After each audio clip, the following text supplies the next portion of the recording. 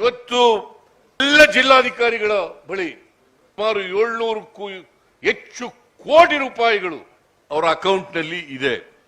ಅಪಪ್ರಚಾರ ಮಾಡೋದು. ರಾಜ್ಯ ಸರ್ಕಾರ ಕರ್ನಾಟಕದಲ್ಲಿ ಹಣ ಇಲ್ಲ, ಅಭಿವೃದ್ಧಿ ಮಾಡಲಿಕ್ಕೆ ಹಣ ಇಲ್ಲ. ಯಾವ ಅಭಿವೃದ್ಧಿ ಕೆಲಸ ನಿಂತೋಗಿದೆ? ಬಜೆಟ್ನಲ್ಲಿ ಹೇಳಿರ್ತಕ್ಕಂಥದ್ದು ಎಲ್ಲ ಅಭಿವೃದ್ಧಿ ಕೆಲಸಗಳು ಕೂಡ ನಡೀತಾ ಇದ್ದಾವೆ. ಗ್ಯಾರಂಟಿಗಳು ಕೊಟ್ಬಿಟ್ಟಿದ್ದಾರೆ. ಗ್ಯಾರಂಟಿಗಳನ್ನ ಜಾರಿ ಮಾಡಿ ಇವತ್ತು ಈ ದೇಶದಲ್ಲಿರ್ತಕ್ಕಂಥ ಬಡವರು 4.5 ಕೋಟಿ ಜನರಿಗೆ ಸುಮಾರು 4,000 ರಿಂದ 5,000 ರೂಪಾಯಿ ವರ್ಷಕ್ಕೆ ತಿಂಗಳಿಗೆ ಸಿಗೋ ರೀತಿಯಲ್ಲಿ ಮಾಡಿದ್ದೀವಿ. ಬಡವರಿಗೆ ಅನುಕೂಲ ಆಗಲ್ವಾ?